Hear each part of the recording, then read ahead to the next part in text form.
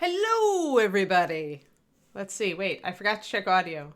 Do we have audio? We have audio. Yay! Whenever there's a Windows update, you just never know. Thank you, Liquid Nebula. 18 months. Halfway to a double sub anniversary. Super awesome. Hello, Robin. Hey, all right. We're doing metallics today. And I'm going to be using products that, oh, wow. We have a hype train. Yes, good. Excellent day. Yeah, I just had to check my thing, but yes, good. Boom, with the tier 3 19-month sub. Because D. Clearman, you just had to show up Liquid Nebula, right? You had to be 1 month more. Good afternoon, Misty. I'm just kidding. So yeah, I'm going to be using metallic to start here that you guys don't have, but I mean, you can use almost anything, as I mentioned in my silver metallics video for this month. The holy grail of the base coat metallic, in my opinion, is no longer in print. It's the old Games Workshop hex bottle mithril silver. If you have one of these suckers, like, resuscitate it and hang on to it. It's a great metallic. It's not non-toxic. Even though it says it's AP non-toxic, that just means you shouldn't lick your brush. You really shouldn't lick your brush. But yes, this stuff is really good. It's got good coverage over dark colors, and it is very bright. So that's why I tend to use it for a base coat. I don't use things like, hold on, the other thing I need to grab, where is it? There it is. So the other metallic that I use that's not Reaper on steel is Vallejo Model Chrome. You could also use the aluminum. It's very similar. Essentially what you want, though, is a very bright, high coverage metallic. These model air colors have high coverage, which makes them very good for doing scratches. Scratches and micro abrasions. So there we are. I am also eventually going to bloody this guy up. Probably use some blood for the blood god. I'm not sure if I want it to be old blood or new blood, so I'm holding off on that decision right now. The problem with blood is once you apply it, it's there, and you have to, you can't take it off. So I'm going to go really cautiously on whether I just want to stain things bloody or if I want to actually use fresh blood on this guy. And I'll probably do some, just some targets, just some practice pieces and see. Since he's a competition piece, I don't want to screw it up. So yeah, the metallics, you got to add water to them or they'll dry right out. But yeah, the Hexpot inks are true inks, I believe. They're not the modern acrylic ink. They are dyes, which is a vanishing breed these days. But yeah, if you have any access to these, I actually have 4 bottles of this. That's because it's what I use if I'm going to do. And it's only the first coat. It's only the first coat, but I want it for that first coat. It's how I did Soldier. It's also what I did for, I think actually I might have used a Reaper metallic for the base on Mr. Grumpy. You get good results no matter what, but this is what we're doing with this shoulder pad today, guys. We're going to go all Kirill Knave on this shoulder pad, and emulate what I did on, oh, Crows, thank you. Wow. Yeah, we're very close to Hype Train now. Super fantastic. But yes, so thank you for the resub, Crows. That's 9 months. The competition these days, I haven't tried the Scale 75 metallics, and I hear they're good, Robin, but I can't speak to them because I haven't used them.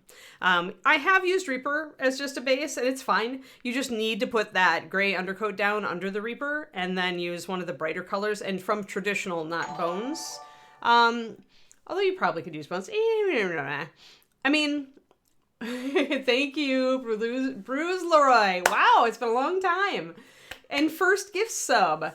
Yes, awesome. So thank you for the gift sub, peoples. Super awesome. Yeah, I've got my window open because it's so beautiful outside today. Absolutely. But okay, so what it comes down to is your base coat doesn't matter that much because you're going to be throwing so much crap at it. I just really like the finish on the mithril, and I like what's more important is how your washes and glazes stick to and act over the top of your chosen metallic. So this is why I say don't use, even though this is really bright and it covers really well, I don't advise using this as your base coat because what my friends have found who have tried to use Model Air Chrome as a base is that the finish on the Air series from Vallejo apparently doesn't take washes great. It's not probably meant for that purpose, and so for whatever reason, my friend who tried it on one of his competition pieces was very unhappy with how it worked. He had some issues, and he's not a newbie, so I don't advise it. You could try to work with it if you want. Maybe you would have a different experience. But the big things are you want it to be really, really bright, as bright and light on your base coat as you can get. Just like we talked about on the video on my Patreon that I just did for different colored washes over metallics with Ms. Husky Paladin. Yeah, so you want it to be bright so that when you put those layered washes and additional like weathering over the top, you still get that bright shine despite throwing essentially the kitchen sink of weathering at it. So yeah, that's why I use this. But experiment, because there's a lot of different metallics out there now. A lot of them are going to be real similar, but I mean, try different ones, see how they work.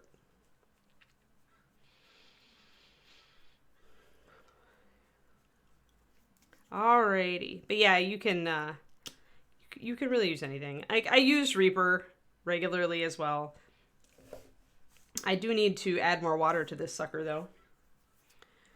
This is a thing with Games Workshop paint, is I always add water and flow improver to them. Always. And they tend to goop. This is the problem with paint pots, guys. The goop, right? The goop. We don't like the goop. The goop is bad. Why must there be goop? Hey, Rathmore. Sup? We're about to base coat this shoulder in metallics, and then we're going to do some crazy stuff to it that makes it look more like Mr. Grumpy's breastplate.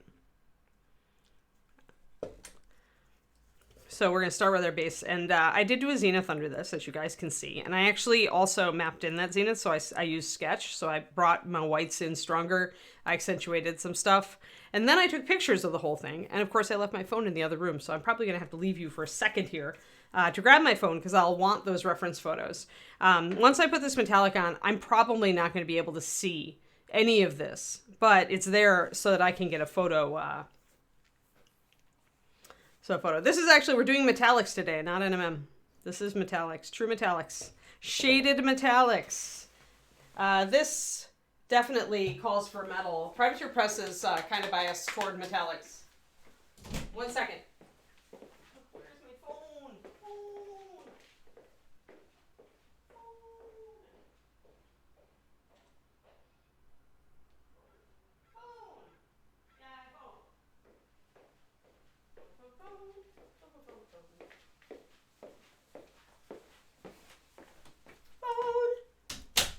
I have my phone. Happiness. Yep, metallics, big time metallics. When I'm doing something this large, I mean, these big busts, this is what, in my mind, shaded metallics shines on. It would be kind of a waste if I did NMM. Plus, it would be kind of a pain to do NMM on all this. But yeah, Borka here has a lot of metal on him, so we are going to go there. We're going to do it.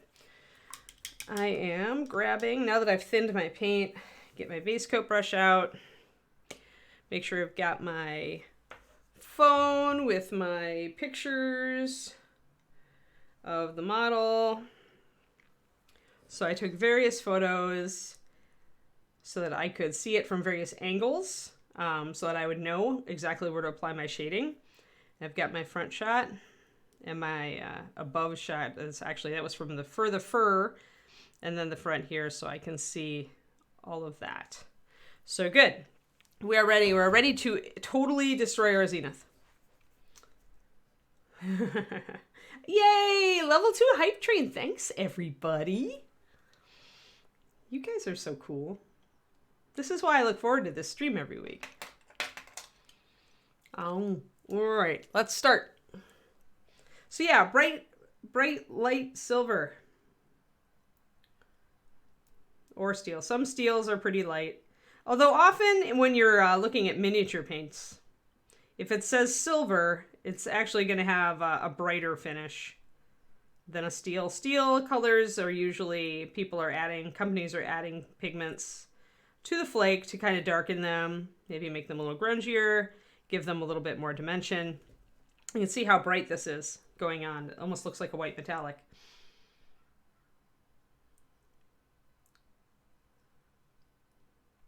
Very opaque.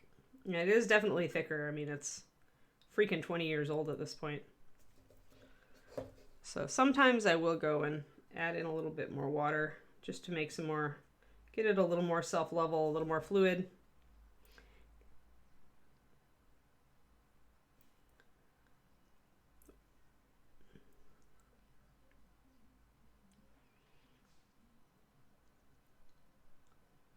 Yay! So we're just gonna go over everything. Everything. We're gonna be so bright and shiny. It's gonna look so wrong. So wrong.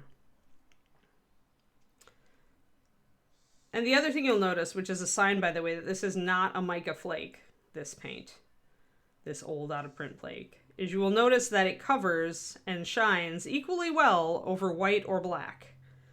If it was a mica flake, that would not be a thing. So this is a different thing.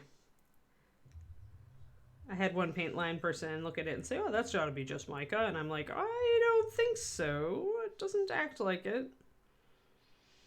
Mica flake is what most paint companies will use if they want a non-toxic metallic flake. It is mica. It is rocks. Your metallic paint is just rocks. Shiny rocks. But the thing about mica is that it works much better if you put it over a dark base coat. It's more reflective. But with this stuff, I don't have to.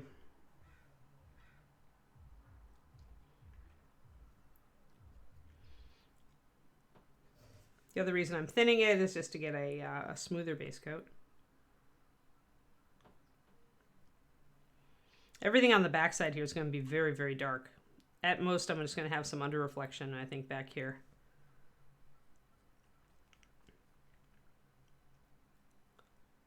When I thin it, I do get a bit of bubbling, but it will break.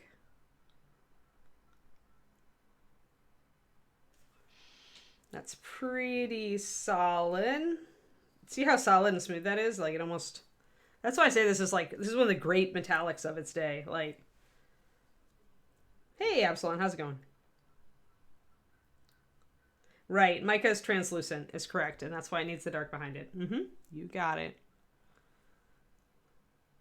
And your Reaper metallics will just look generally shinier with a dark color behind them because of that. All right, let's get these big spikes, which are also metal.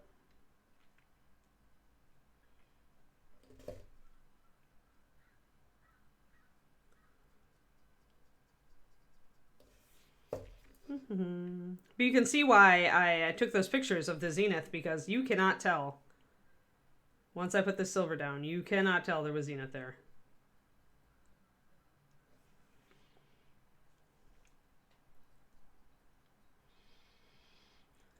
But this is the most boring part. And then after this, we get to have super amounts of fun. Yeah, getting some bubbles. When you move fast and you've got a big brush and you got thinner paint, you're just going to get some bubbles. Just blow on them. They will pop.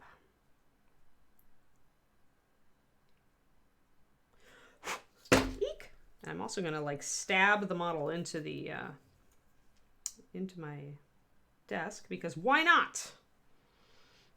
I need more caffeine, obviously. Or maybe I've had too much, but I actually haven't had hardly any, so I'm going to say more caffeine is needed. So once I get this base coat on, I will do that. And actually, I should bring this guy up and focus a bit. Focus closer. Closer. There we go.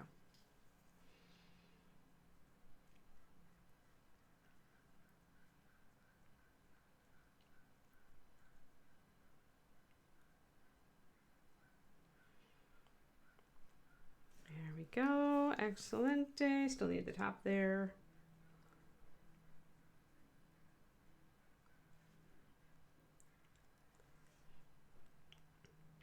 Okay, a little bit up here. And I'll need that down there. And I don't care if there are slight imperfections in this base coat, because I'm going to be putting so many other colors over it. It's going to cover that right up. Any imperfections I can just treat as imperfections in the metal, if they even show up at all. And I'll do the same bright steel down here. I'll just end up covering most of it up with washes. But I still want a little bit of that metal shimmer down here.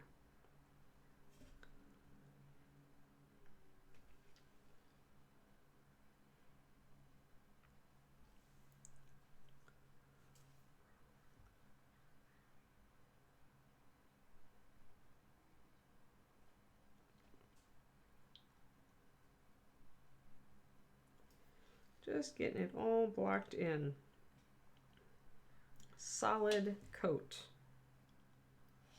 All right, I'm going to do the underside of the shoulder pad as well. And again, this is probably going to get mostly covered up with grunge, but we're going to do it anyway.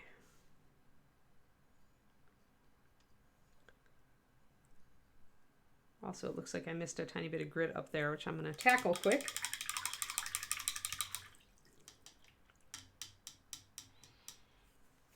Also see a little bubble there that I'm going to wick off. Your choice, if you see a big bubble, you can just kind of wick it off with your brush.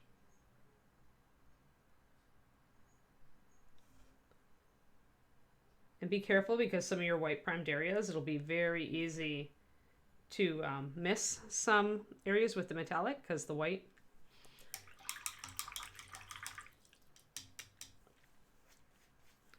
All right, let's grab my knife and take off that little bit, although I'm going to actually give this a second to dry, I think. I'm going to get this lower edge while I'm waiting. Kind of go over it, kind of look at each side, make sure I've gotten all my areas. Hit any little tiny parts that I missed. Again, I haven't painted the leather at all around it, which is fine. That means that I don't have to worry, you know, I could be a little sloppy and accidentally get some silver there. It doesn't matter, because I have to paint over that in the future anyway.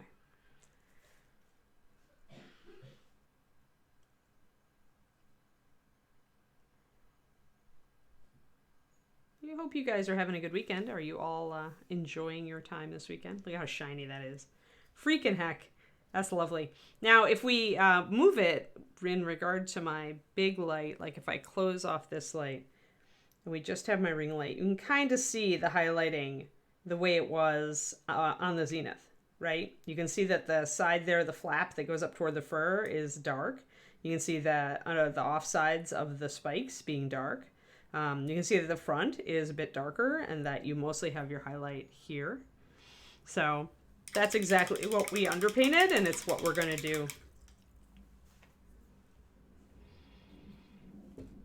Grumpy.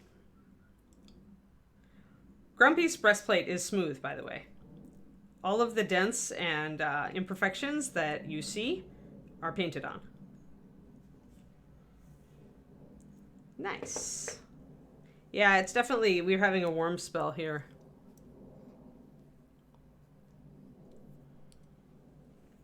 All right, let's let this sucker dry.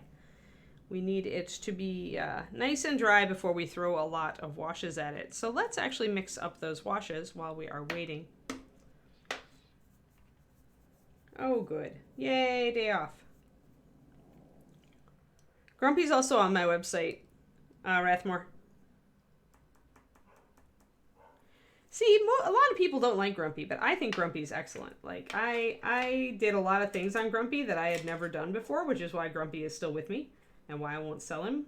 I try to save pieces and keep pieces where I learned something new or I executed something especially well. But yeah, I'm very fond of Grumpy. I mean, I learned a lot in Kirill's class. Like, a lot of it didn't even sink in until, like, ages afterwards. But all right, so now we need our gloss sealer, and this is Reaper gloss sealer. It's just a prototype, which is why it's labeled that way. I need my water. I need some colors to start out with. So let's see. I was painting using, up to this point I was painting using scale 75 artist. So let's see what I can make. I'm kind of feeling like I want kind of a rusty color. I'm kind of looking at the red ochre, the burnt sienna for my first layer. Let me look at these. Maybe I'll do it mixed with a little bit of burnt umber. So the red ochre, these are very similar colors, the burnt sienna and the red ochre. The burnt sienna is a little bit more orange. You can see it on the left. And the red ochre is very, very much more red. It's definitely a red oxide. Both of these are excellent rust colors. If you're using Reaper, you can use rust brown or any of the new red oxide or brown oxide, plus a bit of lantern yellow will give you a nice orange for rust. or those colors by themselves if you're looking for darker rusts. I'm going to put a little bit of both of these in my palette. Just going to start with little bits. Been using lately my mixing brush to transfer color from the tubes to the palette. That way I don't have to use a whole big blob. Oh, nice, Airways. Oh, nice, Crows. Cool. And Grumpy is Grumpy thanks you. Grumpy thanks you for your appreciation. He's like, yeah, she painted me right around the same time she finished Sacrifice, and everybody likes Sacrifice better.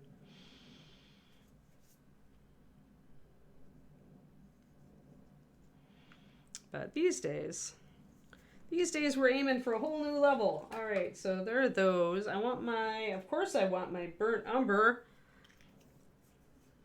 Next time Scale 75 in USA has a sale, I'm totally getting a whole nother tube of this because I'm going to go through it. I'm going to do a whole big blob of this. Now with this red ochre and burnt sienna, we are departing from the color scheme that we have used on this guy so far. Up to this point, we've been using really only a couple of colors, the burnt umber and the Prussian blue. And we've been mixing our Prussian blue into our burnt umber and our burnt umber into our Prussian blue to kind of get, kind of work with a cohesive mixture of colors across the miniature. But now, although we are going to use burnt umber on here, and we might even use a little Prussian blue toward the end, I want to really dirty up the sides here. So we're going to go with a more orangey finished first to try to establish that warmth in there, and then we're going to go over it. And I'm going to mix up these guys.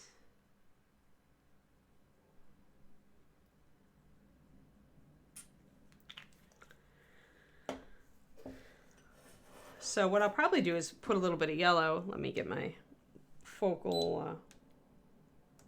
hold on, camera. There.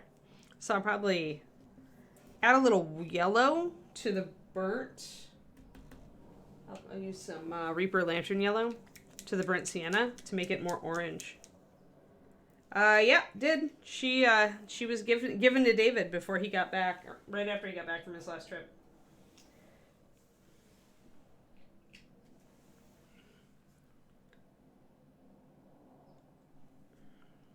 Yeah, I'm going to put another drop of that in.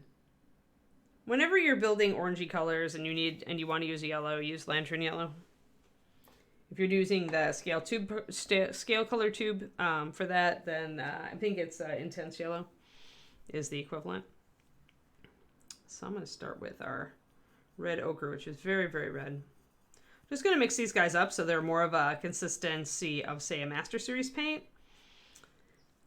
And that will let me work with them a little easier in the style I'm accustomed to. Yeah, I should probably move that video over to YouTube. I'm trying not to glob up my YouTube with a bunch of streams these days.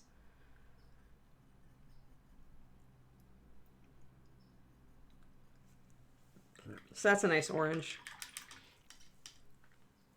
And I actually will add probably a little white to that. Because as rust gets lighter, it gets more opaque, more clumpy, and you can get away with adding some white to it to make it really stand out and not blend in, because it gets very cakey, and that more opaque finish you can get with adding a little white. But yeah, we don't have a base for her yet. We have to figure out what kind of base to put her on. I'll need to remind David, because he is so picky about his bases. So I'm going to put a tiny little drop of pure white in there. So picky about his bases. There we go. That gives us more opacity. Less transparency. It's the only time you want less transparency.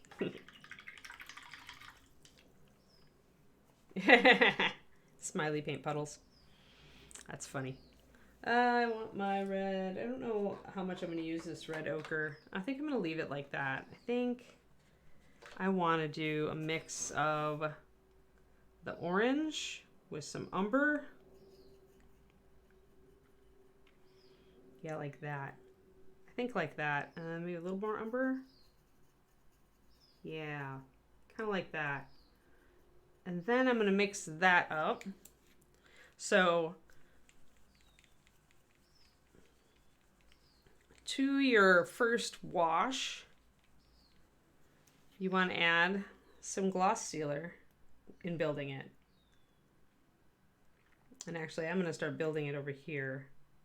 This sealer is very old, so it's quite thick. So I'm going to just put 3 drops in there and put 2 drops of water. This is my wash medium, essentially.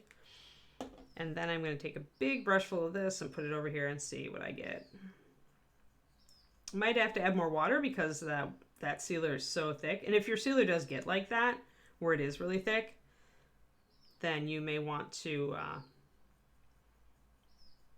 add more water to your washes. Keep that in mind. Then I'm going to add a little bit. Yeah, they do have teeth, you're right. The LEDs. One thing that Kirill says to also add is a little bit of your metallic, just a tiny dab. So add some metallic to that wash. That's maybe a little bit too much. We'll see, we'll see. You don't want a lot of metallic in there, but he does always add a little bit. I think I need more water. Boom.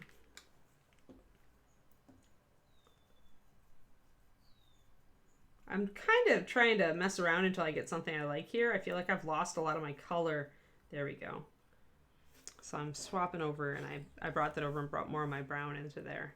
Now I'm going to actually try this. I need more of it, though. That's the problem. So I need to transfer more of this over, grab more of this brown. I feel like that's good. And I'm going to try it a little bit. And if I don't like it, I can just rinse out my brush super fast and just wipe it off. That's a very dirty color. I'm going to rinse out my brush, dab it off. I'm going to spread this out and thin it a little bit.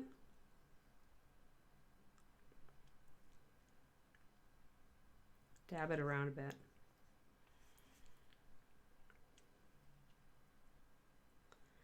If I feel like I wanted it a little bit orangier, I've got plenty of time. I think this is a good start. I can see the umber in it, and I like that. I like that it harmonizes a little bit with this right now. So I'm going to go for it. I'm going to go for it. And dab it on real thick. Pretty much over everything. If it sticks and if it doesn't flow together, you need more water. But it depends on what you want to do. When you're actually adding weathering and you're building up texture, you may want to just do this. You may want to just brush this on and dab it on so that it is clumpy, because you don't necessarily want a smooth surface on this. You might want some clumps. That's why I'm using this big brush that's totally got no tip. Now I am going to want to make sure that I take off everything off this bright silver. I want to take that off. So this is not a very flowy wash at all. I'm encouraging it to pool. I'm encouraging it to be blotchy. And remember, the color you start with might have nothing to do with the color that you end with. Like, we are going to be layering stuff over the top of this. And if I decide at any point that, hey, this isn't quite what I want, I absolutely can take a different color and change the entire thing. This is the great thing about working with really, really... Yeah, I would say it's about a 2-to-1 or a 3-to-2 sealered water, but it depends, Rathmore. If you're using Reaper's current gloss sealer is very, very, actually quite thin, and my old bottle there is really viscous. So my ratio is gonna, I added extra water, you might not have to. But it's the key component here is make sure to add the gloss sealer, add the water, but not more water than gloss sealer. Add a bit of the color that you want to start with, and then add a touch of metallic to it. And that's how Kirill does it. That's how Kirill starts. This is the beginning.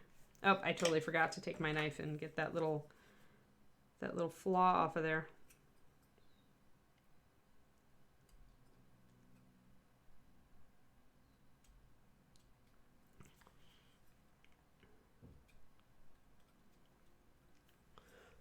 think that got it.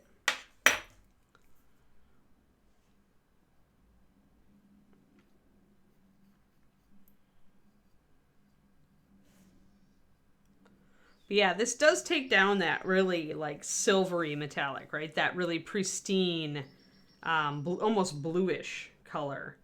And it dirties it right away. And that's what you would have with this guy. I mean, he's a freaking Trollblood, and he's really a berserker. He's like, he's always in battle. He's always fighting. And I doubt his armor is kept super pristine.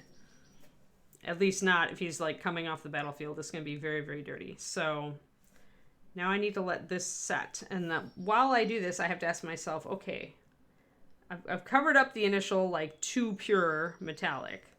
Now what direction am I going? I've got kind of this great rusty color, and that's kind of what I wanted. I wanted to start that way. But now I'm feeling like maybe I need it to be a little bit more red in places, a little bit more orange, so I might mix up a couple of other puddles of wash based off of these colors that I had earlier.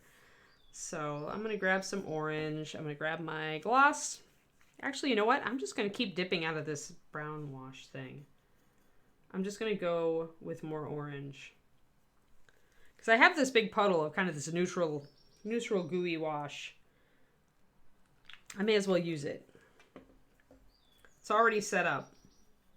And you could do that. You could set up a big puddle of wash that has the metallic, the sealer, and the water in it, and then just, you know, move out. If you're like me and you're using this great well palette with lots of tiny wells, you just move it out into various sections and, you know, just build new washes. That's a red. And these, I think I want to do more touches. This is not a fast process to build all this up. I think it took me half the day to do that breastplate on Grumpy. It's not going to take us that long here. Drying time is also, of course, a consideration.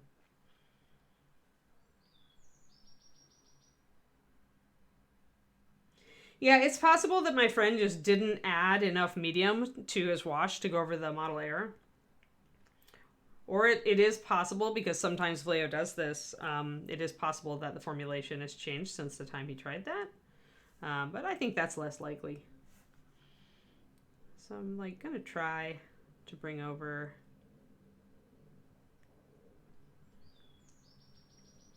some reds here. I'm not going to bring them over everywhere. I just want a little bit. I'm mostly going to concentrate on areas where stuff would pool.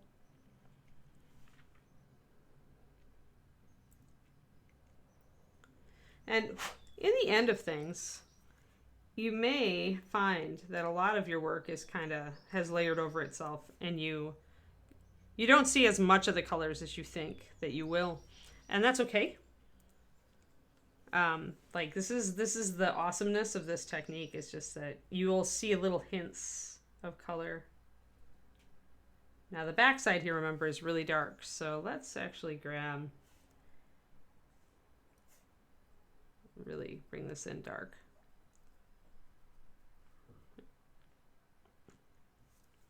Got some bubbles here. You can blow them off. Grab your brush, clean it off, squeeze it out, and then kind of take the excess wash here and stipple that out into the surrounding area. You're noticing how you're driving down your metallic more and more, but the fact that, and this is the key, guys, we're using opaque paints for this, not inks, and so we are going to start covering up our metallic shine here and there. But because we're using gloss sealer, that helps change that. We actually can keep more metallic shine because we're using the gloss sealer. So this is key. So now we're starting to really get this up.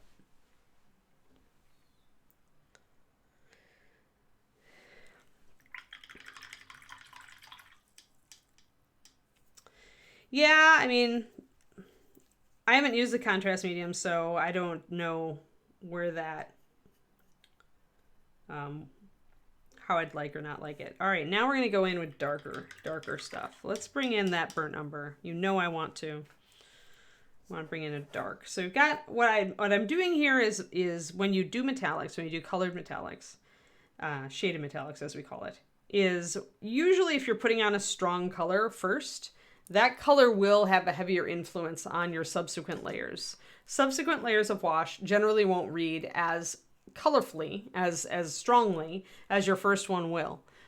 We can see that on Little Miss Husky Paladin, which I just did for my $2 video for my Patreon, which is patreon.com/paintingbig.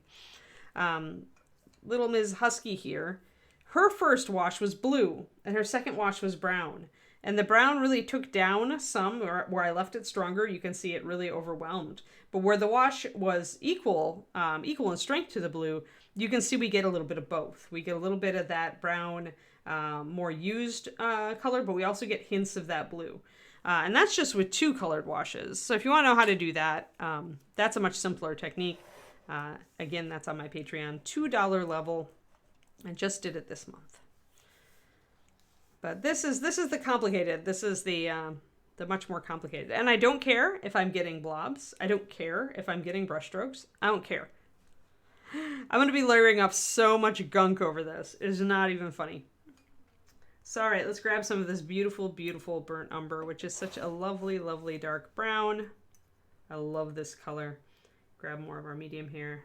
Mix up. Ah, yeah, that's good. Yeah, that's really good.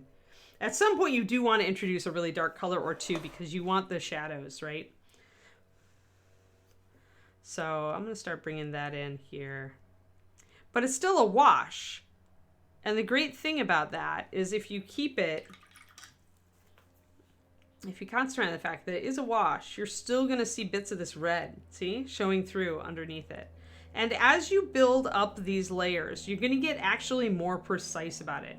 As you discover parts that you really like and want to keep, you're going to get more and more precise with your application.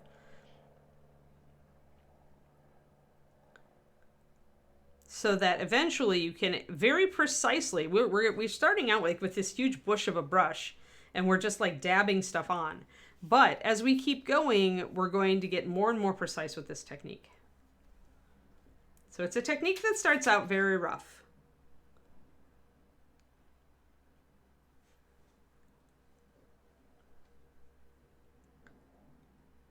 And sometimes I am just going to brush over the surface. On these round bits at this point, I think I'm going to kind of brush dab.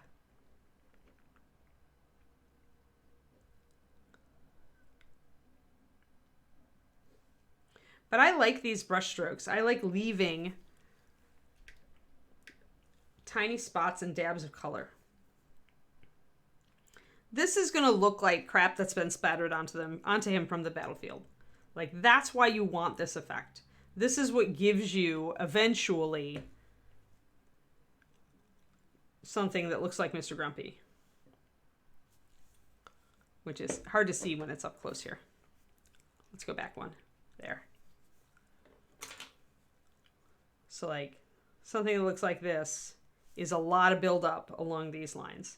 I've rusted out quite a bit here, but we can go back and totally take this down in less orange and red. So I'm not worried about it at all. Actually, I'm pretty happy that that orange and red is pretty strong because once I'm done with it, it's going to be hard to read. So let's see. I want my reference photos now. I'm starting now with this burnt umber. I'm starting to kind of concentrate on, one second, let me get to my references. Starting to concentrate on where my darks are. So if I'm looking at the back of the thing from this angle, almost this entire section, half of that. All right, got it. And I've got a lot of wash pooling there, so this is just going to mix with it.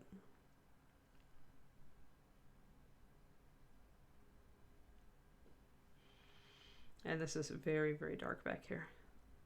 Now, because I have all this wash pooling, I can kind of pick it up with my brush and spread it out. Never. Dents and scratches are the last thing. Like, there's sculpted on dents on this model, but dents are one of the last. Dents, scratches, and everything, all the micro work is last. It's the last thing you do. What you want to block in now is your big dirt. Big dirt. Big dirt. Lots of big dirt. Really want to be blocking in the big dirt. Also have to remember there's heavy shadow down here. on the lower side here.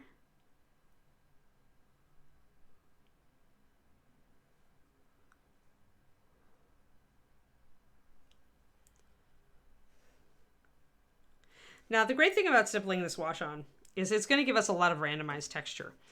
And when you get to dents and scratches, what you're going to be doing is sometimes using that randomized texture. There we go. Got bubbles, had to blow on them. So like if you see a dab that's exceptionally dark, you can make it a dent.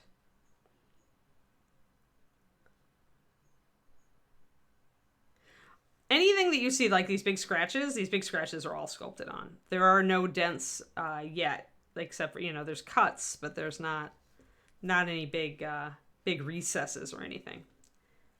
If you see anything like that, it's purely a visual illusion at this point. I think I want to go darker, bluer. I might come in and neutralize with a green.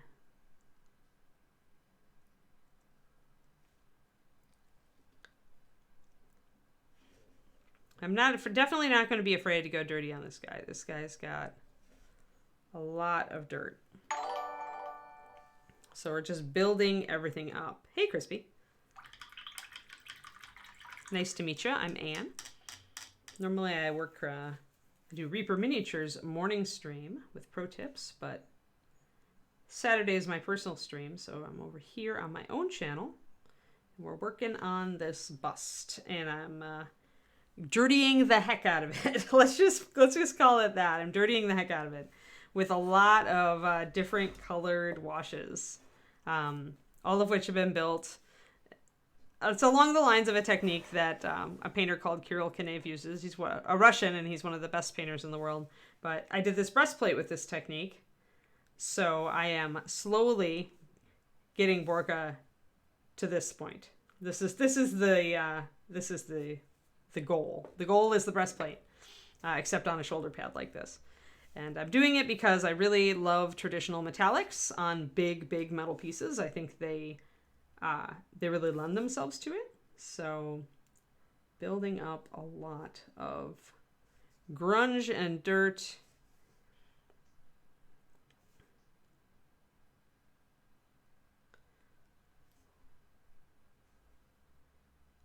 Trying to leave some artifacts as well, so that's these little dabs and more precise dabs in some places. And this, as I was mentioning earlier, this technique starts out very rough, very dirty, very big dirt, and then it becomes finer and finer as you move on. You really want to goop it up. Don't be shy. And don't worry, like if I decide that this is too warm and too red, because right now it's definitely like drawing your eye away from this, which is the more, his face is the most important part of the model, but I can neutralize this, and I will be doing that probably with my next wash. I want this wash to dry, so I'm kind of grabbing. If you want a wash to dry faster, and you notice you've got big puddles, you can just rinse out your brush, and I just kind of squeeze it out, and then just kind of take some of that wash and pull it away and stipple it. It'll dry a lot faster, and you'll get some more like artifacts like that.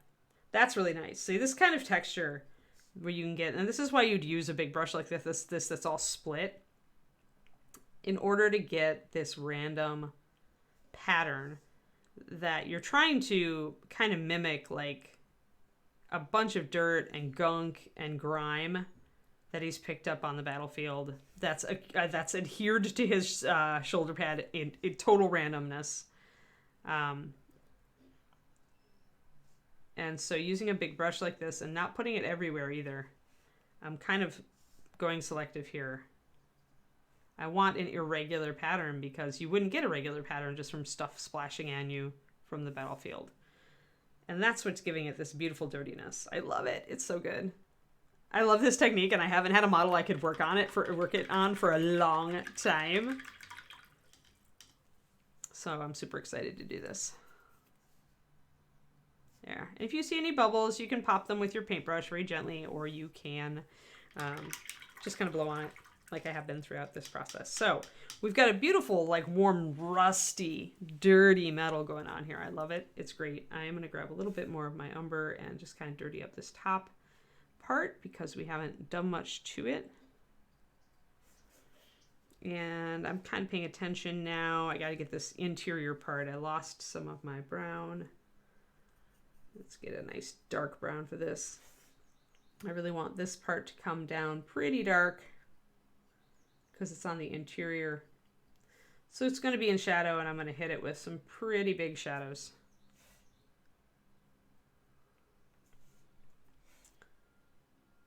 But I'll have to build those up to make them look natural. All right. So that's getting there. Get the interior here with a lot of dirt and dark. And the underside. There. That's lovely. That's coming along really well. Now we need... Yes, when you actually want your wash to leave bathtub rings. I wondered if you were watching, David. Yeah, it really, I love this. Like, this is one of my favorite techniques in all creation. Like, if I had learned nothing else from Kirill's class, like, learning to do metallics this way was worth it. It was worth the $250 or whatever, dollars it was. So, all right, so now we've got a very warm shoulder pad, and it is distracting a bit from his face, which I don't want. But that's okay, because I wanted this underlayer of rusty, grimy feel. So now we're going to neutralize this, and if you're going to try to neutralize a color, you need to put its complement over the top. So we've got a couple of choices here, because this is red and orange, so we could go with a green, we could go with a blue. We already have Prussian blue that we've been using. So I may go and try some Prussian blue mixed and see what that does. I think that'll probably work because a lot of my browns are a bit yellowy. So let's grab Prussian blue and see. So this again is a scale color artist tube paint. Let me find where I stuffed it. Where's my blue? There it is. Prussian blue is one of my favorite colors of all time that I used to use as a 2D artist all the time. I loved it. So I'm very happy to have these tubes now.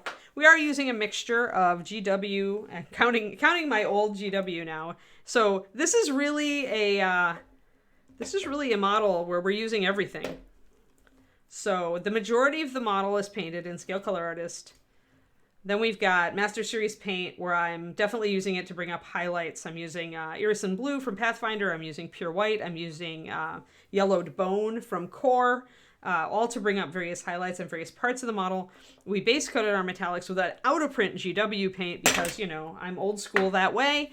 And then we've got, this will be one of our last tools to bring up microabrasions, scratches, and dents on the surface of our metal. So we really are using a lot of different manufacturers' paints on this bust. Which is also refreshing because, as many of you know, I am the person who created Master Series paint. So I paint a lot with MSP, and on my morning stream for Reaper, I paint only with MSP. Thank you for the resub, M. Fontana. 19 months? Wow. I think that's more than D. Clearman. I think you may have, actually one-upped him. Weird sentence out of context. You were thinking about Grumpy Dents. Right. Hello. All right, so yes, let's grab some of this Prussian blue, and I'm going to try just stippling a bit of it over some of this orange. I'll probably do it out here in the back because I probably want cooler shadows. A lot of these cooler browns here are actually our burnt umber mixed with a little bit of Prussian blue to bring them really down and colder because everything back here is in shadow. In fact, if we look at our photograph that we took of our zenith, that's a lot of black. That's a lot of really dark all around here. So this is a good spot to test our blue on. And then if it doesn't work, if it goes purplish, then what we want to do... Nope, tied. Oh, okay. Oh, right, because 18 and 19. All right. D. Clearman's like, don't dethrone me. I'm one of your first ever subscribers. Oh, dear. Yes, my fault. Numbers are hard. let's see, gonna get some of this Prussian blue out. As you can see, a very, very dark blue. It's a gorgeous blue. Loved it. Love it and still love it. It's my great pleasure with these Scale Color Artist colors to be able to work with colors I used to work with in tube paint and haven't for so long. All right, so now we're going to start really kind of coming out into our various colors here. All right, so let's get this Prussian blue set up. Now here I do want probably just a general mix of wash, although I might use this brown. This has so little brown in it, it probably will work just fine. And that's the other thing. Don't overthink mixing your colors. Like, don't be like, oh, I shouldn't use this metal medium for my blue because it's got a little bit of brown in it. You're mixing everything together on the model anyway. It really doesn't matter. So I'm going to drop a bunch of water into that tube paint because it needs to be about a 1-to-1. To thin to the point I need it.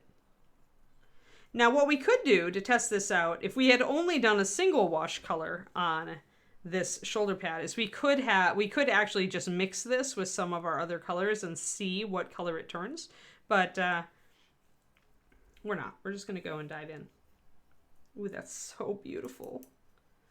I love it. All right. I love these colors.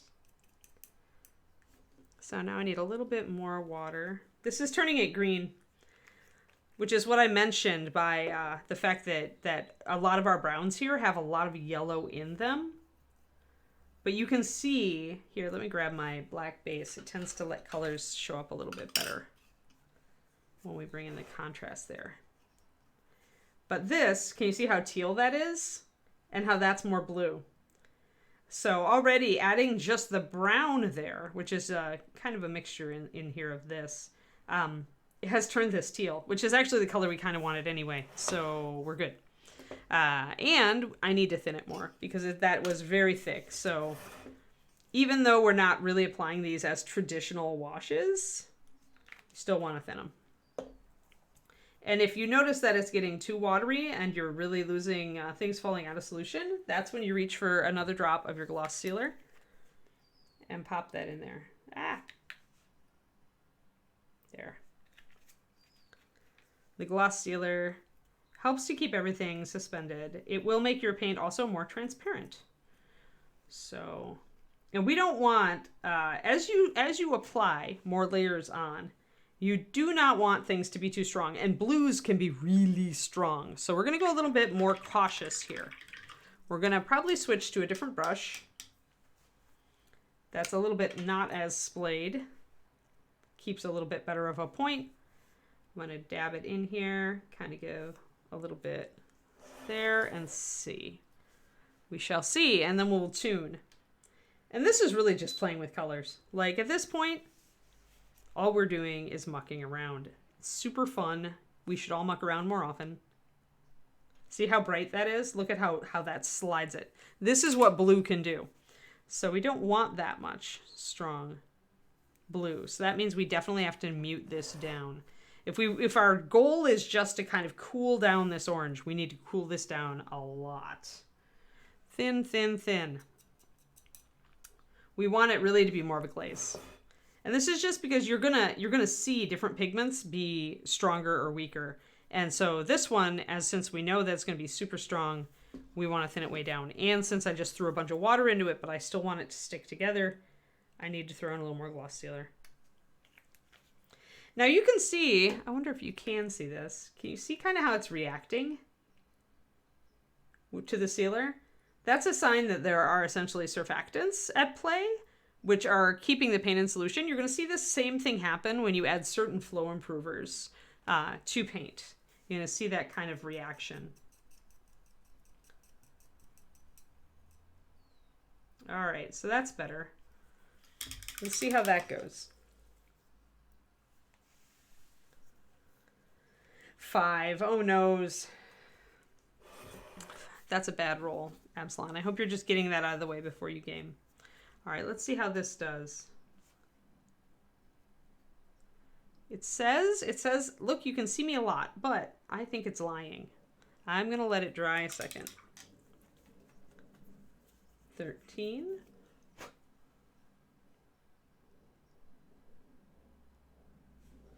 And again, if I do go blue with this, even if I do find that it shifts too far, it's easy to go back. At this point, you're not really worried about like too big of a shift in color, unless you feel like it's really going to cost you work down the road. So I'm dabbing some of this on, and I'm kind of bringing in a damp brush and kind of spreading it out. It's really strong, even with all of that medium in it. I'm probably going to have to mix this with some burnt umber to get it to play really well. But I want to cool this down, and it's working. Okay, so look at front, back. Do you see how it's kind of cooling it down? It's not as orange back here anymore. So if I just brush this over the top, use it as a pure glaze. Now that's really going to start dropping this back to where it's not nearly as warm and ruddy. It's cooling it off back here. It's making it more brassy almost.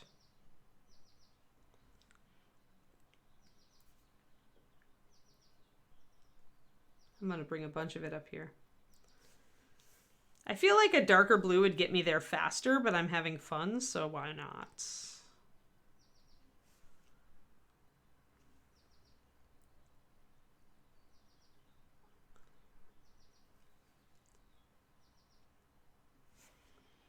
I'm going to definitely put it over the top here. Now, in areas where the red, we didn't concentrate the red and orange, the blue is going to be a lot more apparent. So let's just put it over the top of everything. What this will do is it will drag our metal back towards steel and away from bronze and brass by keeping these areas here a lighter, cooler color, more steely. Yeah, I'm liking this. All right, we're going to go whole hog with it. I'm convinced. I'm convinced. Dive in. Full steam ahead. Lots of bubbles. So that's cooling it down. That's making it more complicated. I definitely need more darks now. I feel like I want to go, I'm going to mix the blue and the burnt umber and get something really dark. Might need to add a hint of red. But luckily we have a red. Yeah, I like this. This is an ugly green color. Hold on, let me pop some red in there. And I want a little bit more blue. I'm hand mixing a color over here that I'm trying to be essentially a painter's black. While this blue kind of washes and kind of drying. Yeah, exactly, right? Because we're adding that blue in the top. And you can see it a lot more clearly in person than you can on the stream. But yeah, so adding the blue up there gives us more complexity, adds us a cool light. Also kind of pulls us, because this blue, remember, is the same blue I'm using in his skin. It pulls these two things together. And as I continue to damp down some of this rust color and shift it toward like grunge and deep shadow, we're going to see that blue is really going to pick up like his skin pretty well. But this is really just honestly mucking around. Like, mix every color of the rainbow and just throw it on there and see what it does. I mean, why not? You could always base coat it if we wanted to.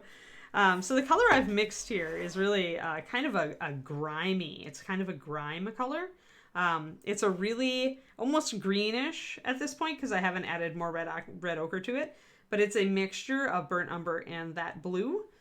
And when you see a neutral like this go green, you add red. So always add the complementary to kind of make it go the other way, where it goes a little away from green. And so you get, I'm kind of looking just for a mud color, but I'm looking for a complicated mud color that uses all of the previous colors we've used. And then I'm going to bring it over and see what I can, bring it over and see what it turns into when I add our our wash medium, which I need to make another puddle of. So it's kind of that weird, funky color. It's cooler though. We're definitely going cooler because I'm going to start mocking in more shadows. So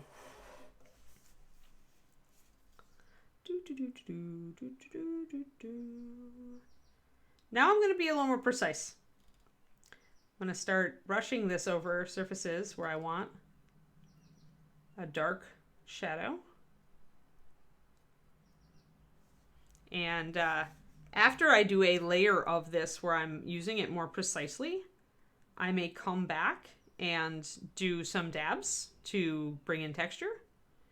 But right now, I want to get a shadow. I want to really start darkening in my shadows.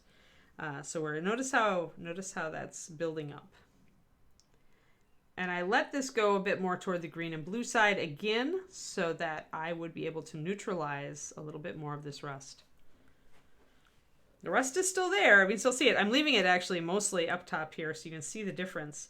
But look at how complex we've gotten now. We've got a beautiful patina and just built up layer of grime on our steel. We've got kind of some sky color coming in on the top here where I did that blue glaze. When I look at the side, I can see where the shadows and highlights are going to be, even if they're the wrong color right now. And so yeah, this is in progress. I'd say this is where I'll start trying to be a little more coordinated. I'll start being a little more precise, a little more tight. Because I set up this beautiful texture that I really love, so now I want to work with it. But I'm going to brush this grayish, greenish color over the top here in the shadow. And notice, because I'm still working with washes, I'm able to continually tint and bring things a little bit darker at a time. But I'm keeping a lot of the complex color. I'm keeping the texture. I'm not losing any of that. Now, one thing I will do, I think, is I may take my straight up burnt umber and kind of get a hard edge in here. Create a version of that black that I just created, but make it full strength. Using a lot of wells today. There, that's a good painter's black. It's really dark brown. I think I need, yeah, that's about right.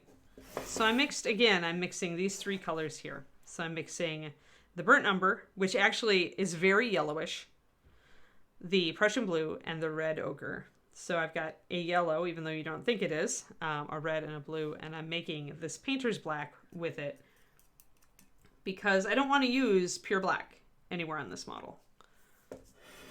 Pure black is a very, very black hole visually. It pretty much says, don't look at this. And I want my shadows to be interesting, not overwhelming, but interesting. So we are working this way. I think I'm going to bring in just a little bit more of the blue. This might be a little bit too much. I'm going to pull a lot of it off, but I want it there. It is a lot stronger in person, so I have to be wary. But I do like how it kind of resonates with his skin, so I'm going to do it anyway. Alrighty, so let's take this black that I just mixed, and what I want to do, now I will actually take, and it's thin, but it's not a wash. But I'm going to actually come in and paint. It may not even be strong enough not to give me a real dark line, but I'm going to paint it into this area. I'm going to start using like layering at this point. It might take me a couple of coats because these paints are still pretty thin. And especially like here, I can see where I've got a little bit of metallic that's kind of a holdout that didn't get real dirty. So I can grab my dark colors and smear those in there. I want that rim to stand out. I want these little bolts to stand out. I want to start suggesting like grime gathering around these bolts. So now I'm going to start using my precise brush. And I'm going to get in there and do detail like I love.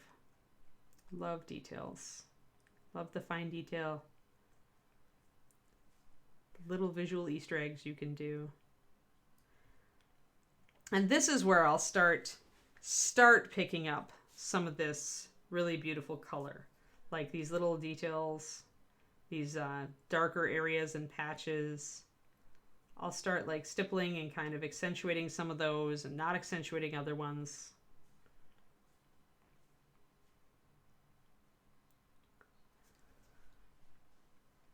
And really just kind of however I feel, however the mood takes me is how I'm gonna roll that. I'm gonna keep bringing in that off black, that painter's black I mixed to darken down this groove,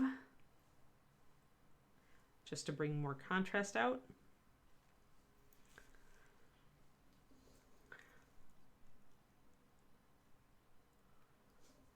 But definitely like in areas like here, you definitely get like whatever grime and gunk was building up, you'd get it. If we have rust forming around these, it would definitely be here.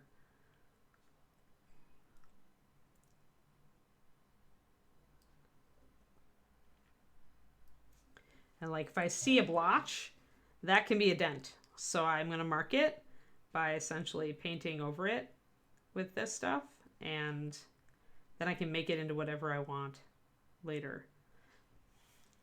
So definitely going to start targeting now, because I don't want to keep, if I keep putting washes over this surface, it'll keep darkening it, it'll keep deepening things, and I'll lose all my shine eventually.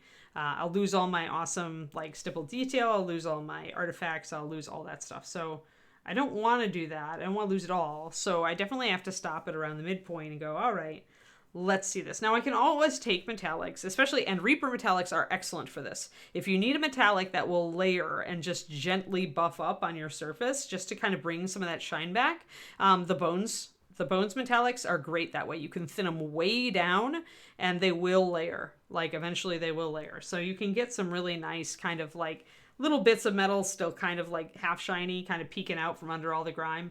That's the kind of stuff you can do with the Reaper metallics. And we may end up bringing some of that in on here just to bring a little bit back to this top section. Because although I left this, my Zenith had this area completely black, obviously it won't be, right? It's getting some light. It's tilted upwards. It's just not getting as much. So, and with the light coming right around here, it'd get some reflected light off of here, but it wouldn't get a ton. So even though we're doing metallics, you still have to pay attention to light direction when you're doing shaded metallics, because you're still darkening it down. You're still playing with where your highlights are actually going to go. You're still introducing artificial shadows. So you can't just ignore those things.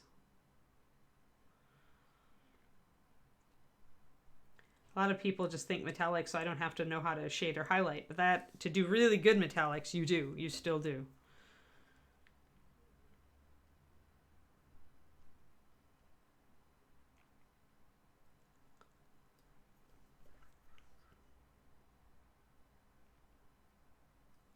Now this is also a point where if I wanted to, if I did want to bring in like more red or rust, I could bring that back and really bring a little bit of red.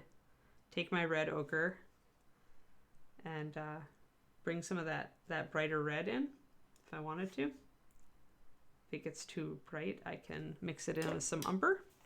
This is why having all these colors open is great. I did this on Mr. Grumpy as well to suggest blood or rust or both. I didn't use a very bright red. You can see traces of it on this area. A little bit of red sneaking in here and there.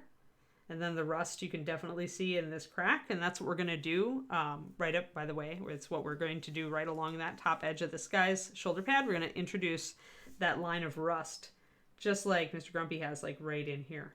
But first we've got to darken that sucker down. So I'm going to start moving toward more opaque paint.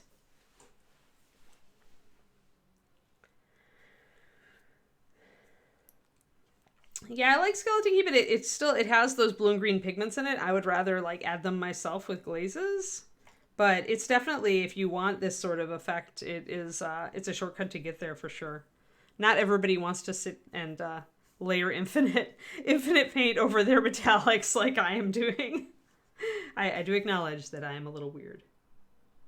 But I really love this technique. Like, I have so much fun doing this technique. It's not even fun. It's not even funny that I would sit and do it all day. And I'm going to be so tickled and so happy. The more dirty and grungy and awful it gets. And we've almost got kind of some suggestion of corrosion drips, right? Coming down from that particular steel and then kind of starting up down there. So we also want to bring in a real dark shadow, then a build-up, dark build-up in this groove, right? Both sides. So I will kind of bring in a big puddle of very precisely applied wash at this point. Warned you I was going to get precise eventually.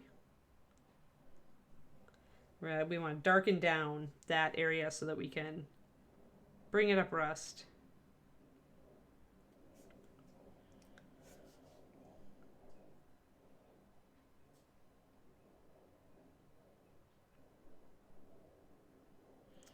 And I think also I'm going to get just a little bit of kind of just spattered rust along the edges here, like you see me putting it in. I'm going to rinse out my brush, squeeze it out, and use the tip to kind of like splay out those, kind of interrupt them. Don't leave them just as a drop. Kind of thin them down, pull them out. So you get a little bit of that. So, okay, while that's drying, I'm going to put another layer up here. And that's the nice thing about having a big surface like this is while one area that you just tackled is drying, you can just go back and add some stuff to your previous area that you work in.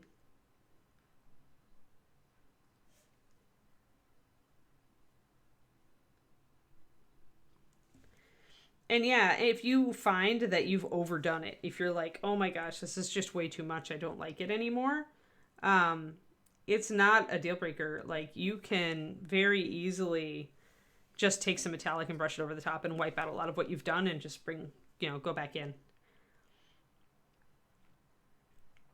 So don't ever panic about this technique. I love how this looks. I really like how this whole area is looking. And notice, it's still shiny because gloss. Now, we will stop doing that at this point. Like, as I come more and more into these areas where there's definite dirt buildup, I'm going to go into opaque paint, which I did on Grumpy. You can see down here at the bottom. If I tilt him, you can see where the shine stops. And you can see that also there in the crease of the armor, it's opaque. It's not shiny. That's intentional. When you're working with metallics, you also have to remember that some areas, you have to pay attention to every area, actually. So now I have to maybe gloss his eyes and maybe even his teeth and gums. I may have to put a slight gloss over those areas, or it may be advisable to, because it'll make, like, if I pay attention to what all of these surfaces would be like sheen level wise, it will make this all pull together, and it'll look less like we threw a big shiny shoulder pad onto a totally like flat painted model. So when you choose metallics, you gotta think about other stuff too, other areas of the model that might be wet or have a sheen. For example, on Mr. Grumpy, the breastplate is metallic. You can see the shine, but look at the belt. See how there's a little bit of a shine on the belt? That is also intentional because leather is shiny, and so I put a satin coat over the belt so that it would be realistic. So that's the kind of thing we're going to do later on this piece as well, to make sure that we're consistent about our surface and how it's reading and all of that. So yay. What's next? Next, Anna's taking coffee. Coffee break. 1 second. And, yeah, I was about to say Cranston. It's probably a stretch time.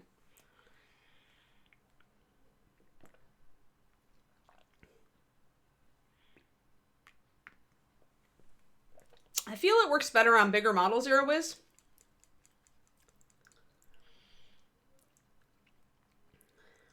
Yeah, this is very advanced.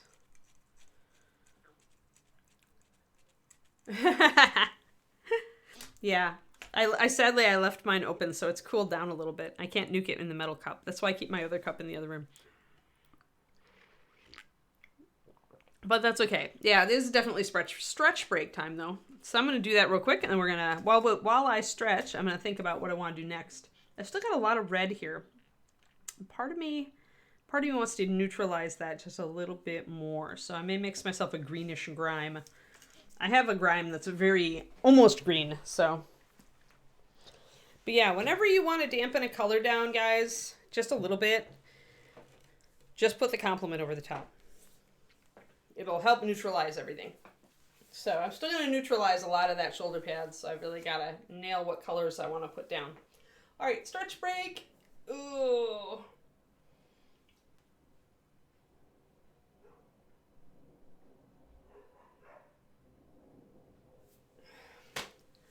Yeah, I'm hearing that a lot, Arrow, and I think I'm going to do a intro to NMM series for the Patreon. I'm seriously looking at it.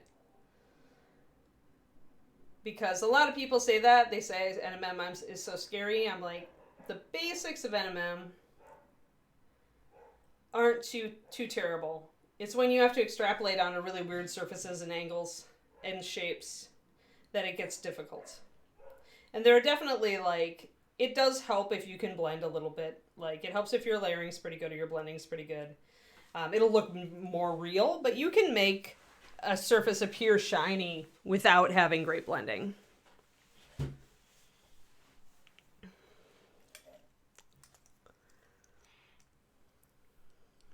Alrighty.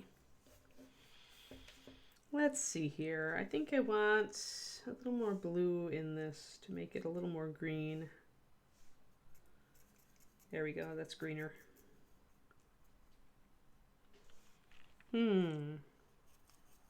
My burnt umber is definitely departing.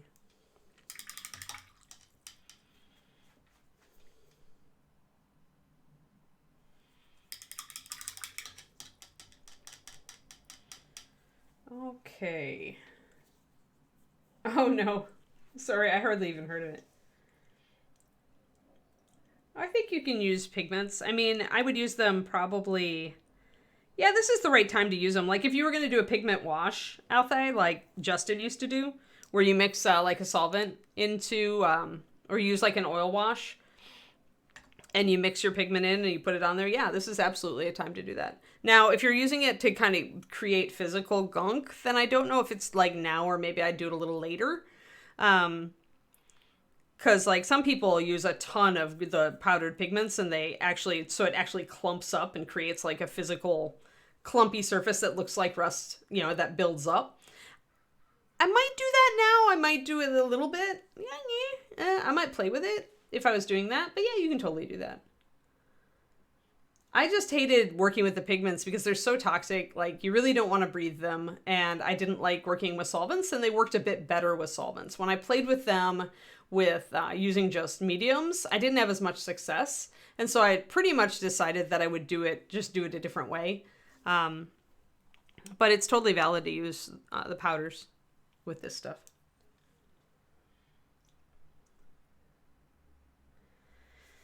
Yeah, NMM, yeah, you do have to, it is a conceptual technique. You do have to kind of figure out, like, where the light is coming from. Once you have where the light is coming from, you're pretty okay. All right, I'm going to darken down here more. I'm going to darken down near here. Now you need to mix up some walnut. There will come a time where I'm like, I just need a really solid, opaque shadow, and we're getting there. I do need a little bit more shading on these, though.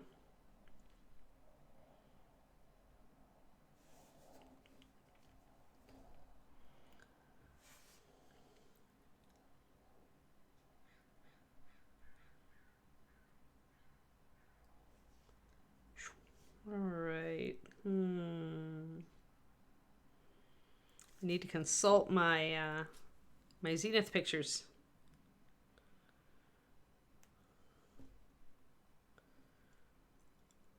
Need Zenith pictures. Hold on. Must get phone. All right. Yeah. So Now, remember, zenith priming is never perfect. It is not light. It is simulating light. So essentially it lets you see, the great thing about it here is that it lets me see that if the light is focused up here, it does like come through on either side to hit this rim down here. So that's really good information to have. And it shows you what it doesn't do is, because it's not shiny, it can't show you where reflected light hits.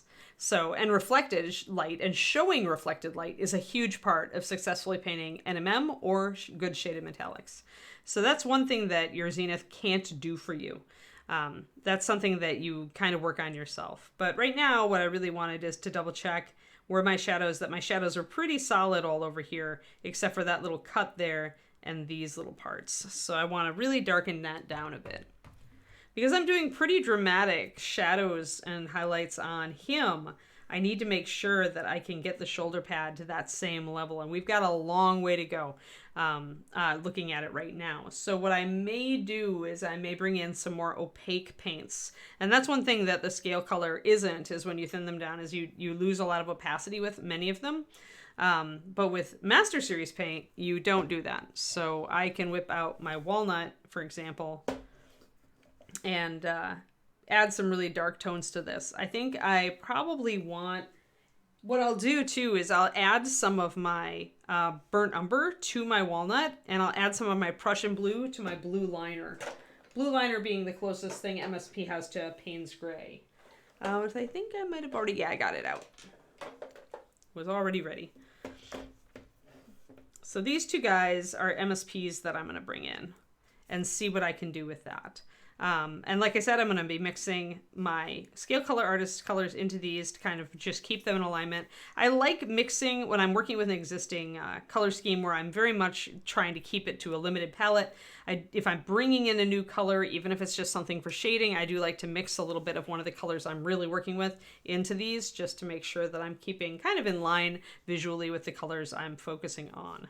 So looking at this guy, we are starting to get some nice shadows. We definitely need to darken down this area. I actually can grab a little bit of this and paint that dark shadow over that area. It'll lose me a little bit of my texture, but it'll gain me some speed. And you won't see a lot of the texture in the shadows anyway. More often, you're going to see those textures and details in the mid areas. And your abrasions and stuff in the highlights. So I'm not going to worry too much about losing too much detail. I'm going to just put a big fat coat of this on this side.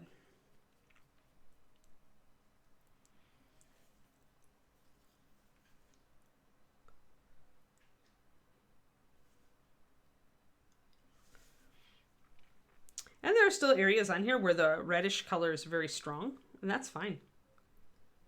Like, part of the joy of doing this to metallics is that you get those unexpected, like, visual, like, Easter eggs, where a little bit of blue shows through and a little bit of red shows through, and it's subtle and cool, and it adds to the overall feel that you're looking at something organic that built up over the course of, you know, days or months or years, and not just something you painted in an afternoon.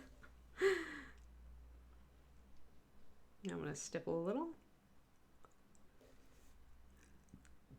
Again, coming in with this really dark color.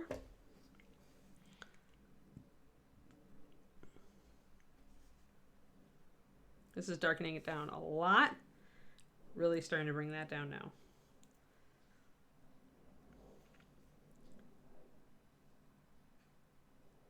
Remember, there's a little bit of this cut here. See that edge? I'm keeping that cold, keeping that silver. If I lost it, all I'd have to do is bring my metallic in and re-highlight it. I'd be fine. So splotch a little bit here. Splotch, splotch, splotch, splotch, splotch. Went a little bit imprecise again because I'm moving faster. So you can go back and forth on this all you want, depending on your painting style and your comfort level. As far as I want to block things in fast, I'm going to go super fast and use a big brush, and then back out and then go a little bit finer and, you know, go back and forth on that and figure out where you are and what you want. So this is good. I'm getting some nice complexity now in the shadows. Those are building up. Yeah, this is competition level crows.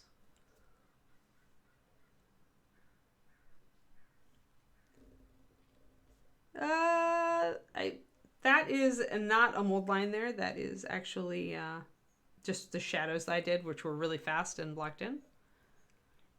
I think I paid pretty good attention to those.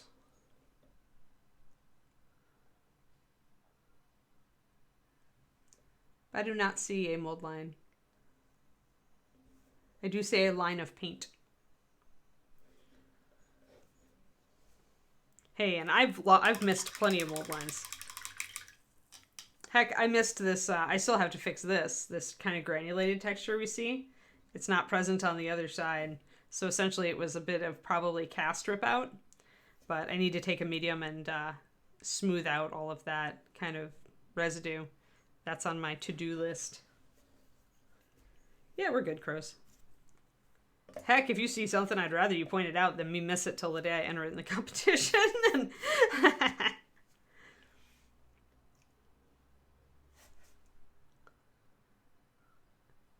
I am not proud, man. I make mistakes and miss stuff just like any other painter in the world. Call me out if you see it. Doing a little bit even more dirtying. Look at how like really oily this is getting. I like it. Good stuff. Good stuff. Don't want to get too blotchy too far up though. I'm doing an awful lot of applying and then taking my brush out and rinsing it and bringing it back in.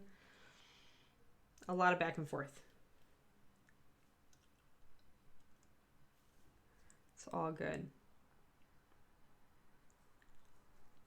So I remember that there is a heavy shadow coming down from this particular spike. So I'm going to block it really dark, and I'm going to block the edge here as well in the center.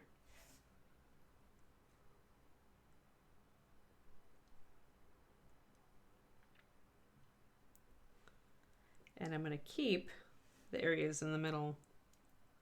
It's going to take me a bit to build that up, probably. I'm also building up the dark just along this bottom edge because I want to do a little bit of line of rust also. Hey, Varl, long time no see. Sup? How's life?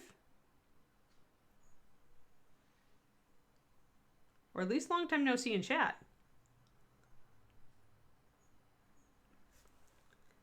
Just kind of like working up, trying to bring that shadow up there.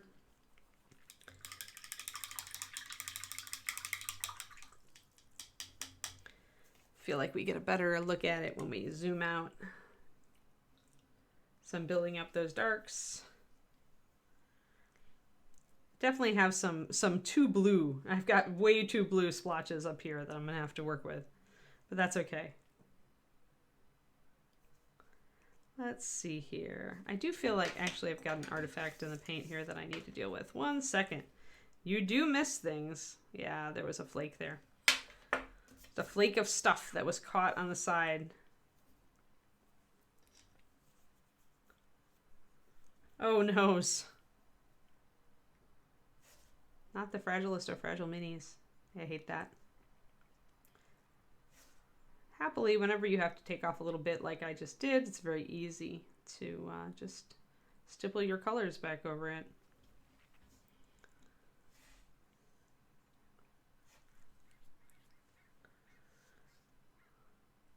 But yeah, fragile minis are not fun to put together. A little bit too much of a line here. I'm going to bring in a little bit of water and just kind of stipple it and thin it a bit. Better.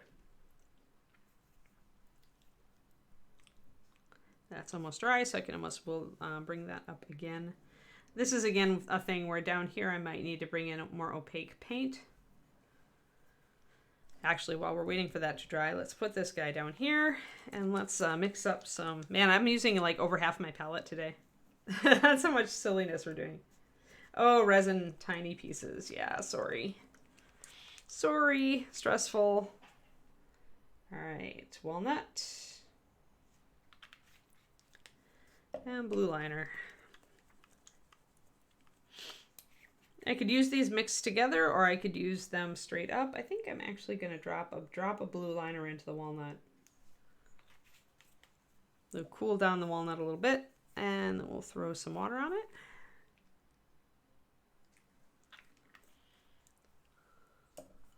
I'm not using medium yet. I might, but I am not right now. I want this paint to be matte because I want to use it to really block in.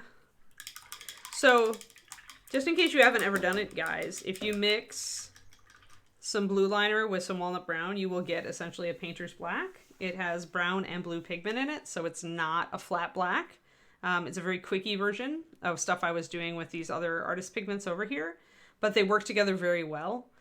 So like I usually will do a 2-to-1, two walnut to 1 blue, because blue is so strong, as we demonstrated with the Prussian. So it'll give you a color that is essentially very black, but not really black, which is a clever thing to have when you want to put in some really dark darks. No, I haven't, Mac Attack. Are they like contrast paints? So many of like the speed paint stuff now, like so many of that kind of marketed brand is trying to do what contrast paint does. GW contrast paint. So are they like that? Are they meant to be like fast washes, or what's the deal? Give us the skinny. What are they supposed to do? Are they supposed to magically paint your minis for you? I know lots of paint companies would like to be able to market like that. I'm going to bring in just a really dark opaque rim, and I'm going to stipple it. And putting this line in here of paint that is not at all shiny is kind of a precursor to doing rust. Ah, okay. There we go. Crows has heard of them. So they are contrast. They're another version of contrast paint then.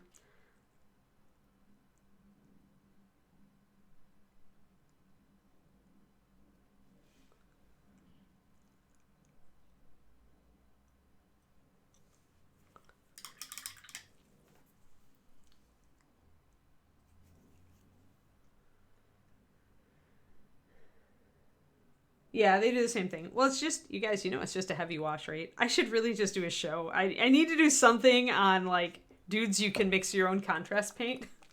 I need to do that. I need to be that clickbaity YouTuber. I am going to go straight with walnut brown here. I want a little bit more brown here, so I'm going to use some walnut, like 3-to-1 with russet brown, which is actually burnt umber. It's just the MSP version. Yeah, anything like that. Like, you could do your own heavy washes and you'd get great results over Zenith. I mean, it's just a different ratio.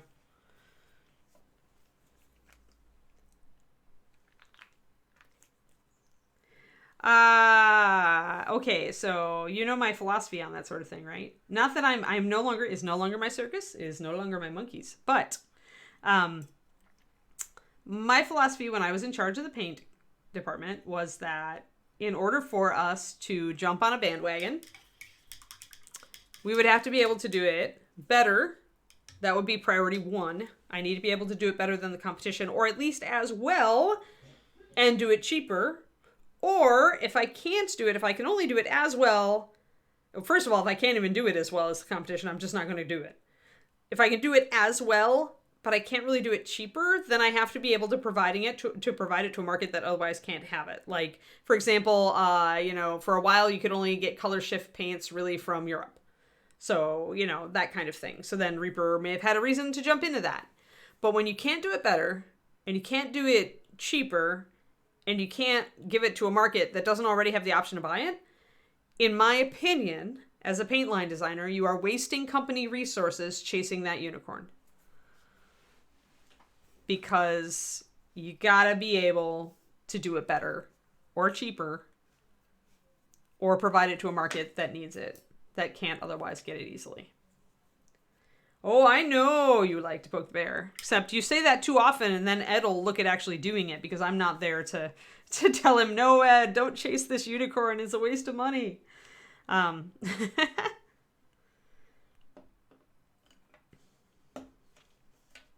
mean, okay, give me one reason why Reaper would do it, especially if the army painter stuff is, I know they're cheaper. So why would Reaper do it then? You know, why would you do that? You can get exactly what you want from other companies. Like, the only way to do it, the only reason to do it would be to get the few Reaper diehard fans who don't buy from any other company but only want Reaper. And, like, that's not something that happens very frequently. Most of us are mercenary painters, right? Like, I had been a Reaperite for a very long time because I worked for them. But then look at me now. The minute you set me free, I go running off and grab scale 75 tube paint. So, you know, I know how it is. Yeah, but I doubt that's going to hold up much longer. I mean, maybe we will be struggling with supply chain issues for another year. Who knows, right? But that's how long it would take us to develop it, Crows. Like, first we'd have to figure out a base.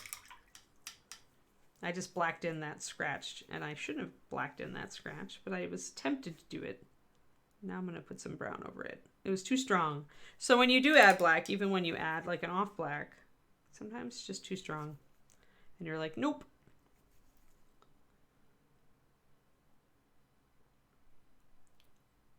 So watch it when you do your scratches. When you fill them in, you don't need to fill them as dark as you think you do. Don't do what I just did. And now I'm having to back out of it by adding some brown over the top. It's never unfixable, but you don't want that to be too stark. You want it to look natural and organic.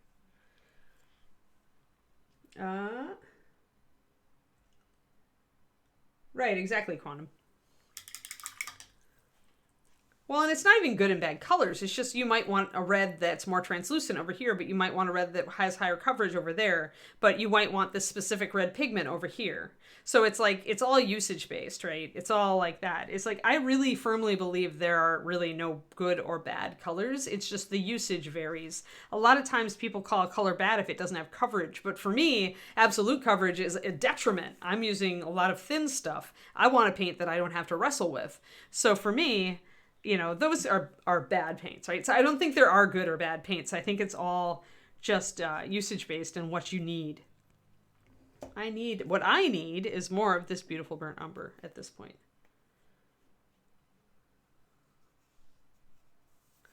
Yeah, I mean, I'd rather teach you. I've always said I'd rather teach you to fish than hand you a fish. So I'd rather teach you to make your own wash that'll act like contrast paint than ask you to buy 60 more colors.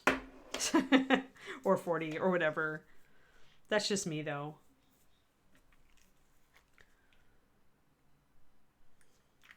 And I am no longer the voice of Reaper Paint Department, so who knows, maybe it'll work on it.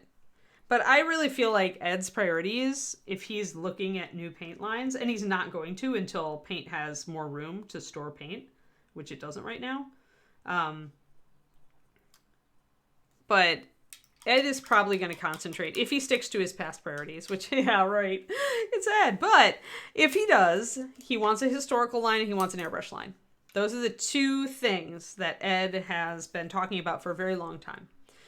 So I would expect him to use resources on those things.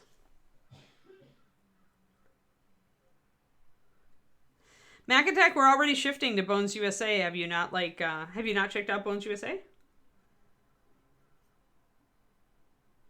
The only thing that keeps us from completely committing to Bones USA is the fact that they produce the machines produce slower. We'd need a lot of them, and they're still like we're still having. I think we're working out some bugs and stuff.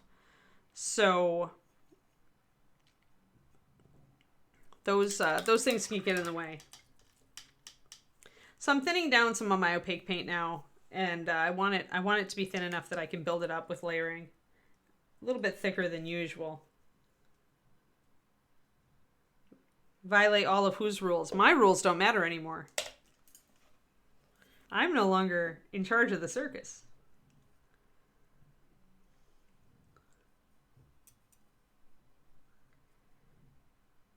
One would argue that we can do it better, though. Althai. I believe that, I mean, look at all the historical painters like Doug Cohen who have switched over to Master Series from other lines. So what that tells me is that the paint is superior for what they're using it for. So in that case, making a historical line that's based on Master Series bases and chemistry then would be doing it better, technically. If you're a painter who wants that style. So yeah, I basically have to beat Vallejo, that's it. And yeah. Yeah, that's where we're going. We're going Bones USA pretty heavily, but as I said, we run into not problems, but just like the machines are limited. They can only hold a certain number of figures. They can't do super big figures yet. So what I would say, Mac Attack, having, if you've gone to, I don't know if you went to ReaperCon, if you went to the, if you've seen the new department, the new stuff, but the machines are really cool, and but they still, they can't do some of the stuff we need, and they are slower. So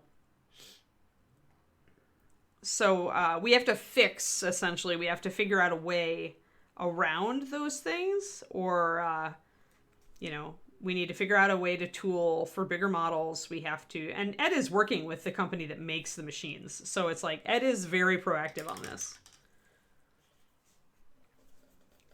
Also, one thing I do want to say, just because, the company we work with in China is actually family-owned, a very small family-owned company. At least the one that we originally started with. So we're not working with a giant conglomerate or anything. But yes, I feel it. I feel what you're saying, totally. And I get it. So I think that you can look at Reaper putting a lot of R&D into the Bones USA line, and I'm hoping that the new Kickstarter will be all Bones USA, but it's difficult because look at how many models we have to produce to satisfy a Kickstarter. When you've got 23,000 backers and you're selling hundreds of models, and you've got millions of models you then have to produce, and you've got one department with Kevin running 6 machines, how long it would take. So essentially that's what we have to do, is that Reaper, if I were to guess, I would guess that the new Bones Kickstarter will have a lot of Bones USA, and that Reaper will use that money as seed money to develop and scale up our Bones USA department. That would be my guess, and it's a total guess.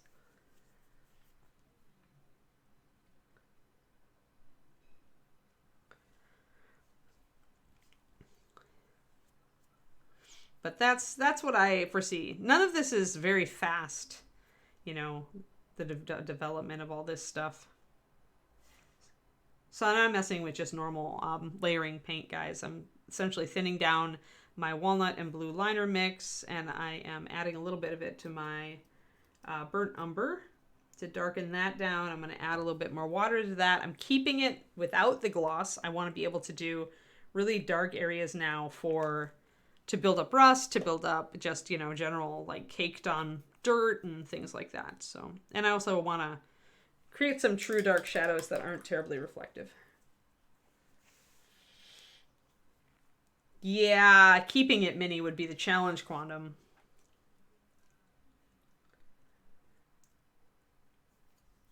Yeah, we're doing, we do a lot of our masters in 3D print now.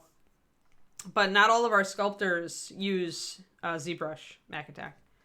We still have sculptors using traditional media, like green stuff. So we can't do all of it that way. But Reaper has an army of 3D printers. Because we do have all of our new sculptors certainly are digital, like Christine Van Patten. But yeah, the industry is shifting, and it's just how are you going to go?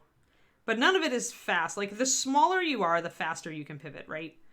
And Reaper is pretty entrenched. It's not great at pivoting very quickly anymore. But Ed is very good at kind of sniffing out trends. So we've had 3D printers doing our masters for years now.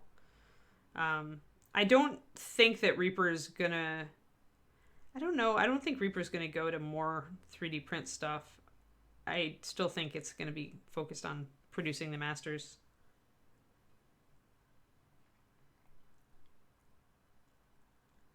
We've had that done, Althea. We did that actually for we had them do that. Oh, darn it, what figure was it? It was some of the old figures. I remember we did it a long time ago. It was one of our first Kickstarters where they actually 3D scanned something. I just don't remember what it was. So I'm bringing in this color now, and I'm really darkening down areas where I think a lot of grime would be, where I don't want reflectivity. I want to kill my shine in these areas. And most of the time it's going to be in the grooves here. The grooves around this big bolt, the center of this big bolt. I'm going to move back and forth between my kind of bluish black mixture of walnut and blue liner and my dab of that mixed with my burnt umber.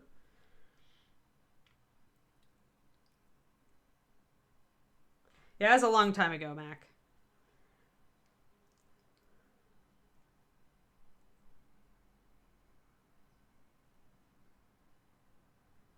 That's because Reaper is run by accountants.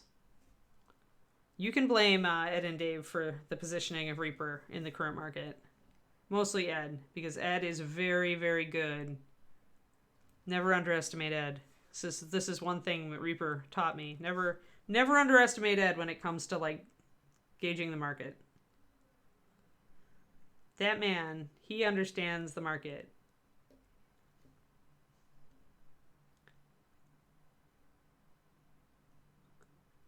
And he very much keeps up with the tech, and he very much keeps up with our options.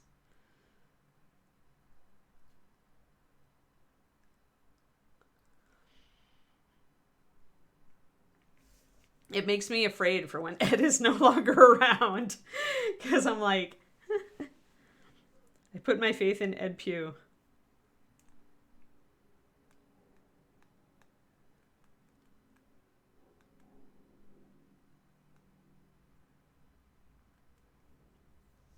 No, never repeat Ed's words accurately, Crows. Ed doesn't repeat Ed's words accurately. Oh, dear. All right, I need to do this.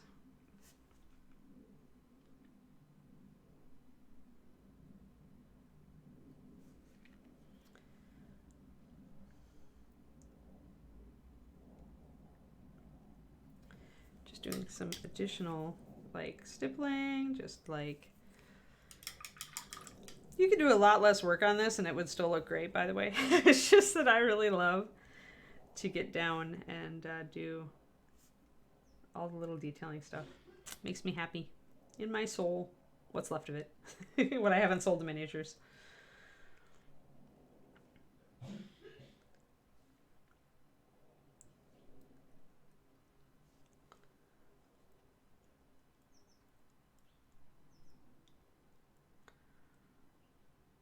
So I'm darkening down with all this opaque paint. I'm really going and hitting these cracks and stuff down here. I'm really, see how dark and dirty this is. Again, see how you can't see the shine there? Yeah, this is what I'm aiming for. I want to build in rust, build up rust in this area. And so I want to stipple in this dark paint that is not shiny. I want to have more rust build up down here because, oh my gosh, this would be full of it. If there's rust in anywhere, it would be down here.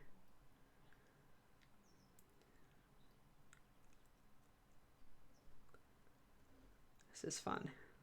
So I'm pretty much gonna get, I want to bring this not shininess, and again I'm going to make it irregular. I'm going to be making not a straight line. Keep it organic. It's much more interesting. Yeah, Merle. Oh, have fun. Oh, Death on the Nile. Awesome. Cool. Agatha Christie. Win.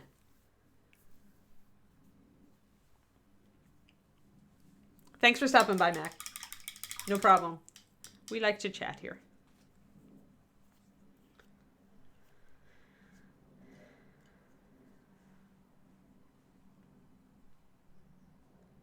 I grew up reading Agatha Christie, and I still love reading it.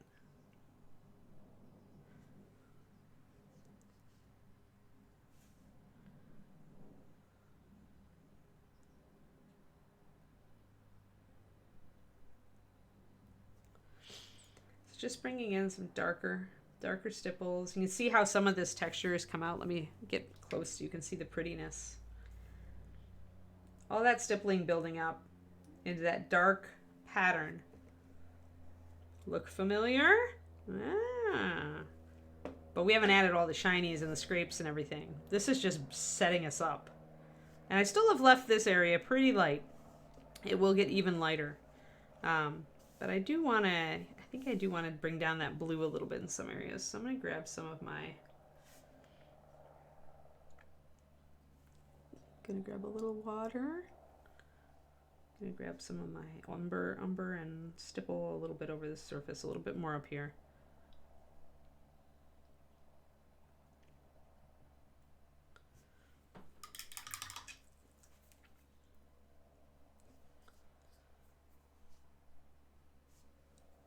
Just a little bit more up there. Now that I'm bringing this down so intensely, look how dirty that is now. Love it. I love it. Love it when a plan comes together. We are almost finished with the stream. This is actually a pretty good point to stop. I'm going to just bring in some of this. Grabbing my opaque colors to bring in some of this dirtiness and these little drips here that I like so much. Got too much water. You made it like 2 minutes before I stopped the stream, Exentes. But you get to see what we did today. There's a big metal shoulder pad. What we did on our summer vacation. Not really. And I was just going to bring in these little driplets. Really like these little driplets. Dribbles. There. That's nice. I like that. So much fun. Why would you not do this to a big metal shoulder pad, really? You made a grave mistake, yes. Yeah, because like it took us 2 hours to build it up to this level, and it's like not done. It needs more. It needs a lot more. But it at least is getting there. Like I feel like we did a lot of progress though. Everything from here on out on the shoulder pad is going to be a lot tighter than it was. Oh. Oh noes.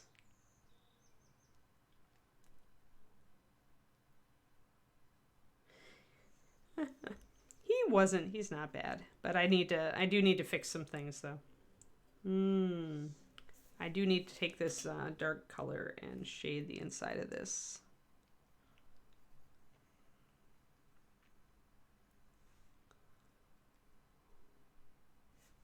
There we go. Nice and dark. And the back here.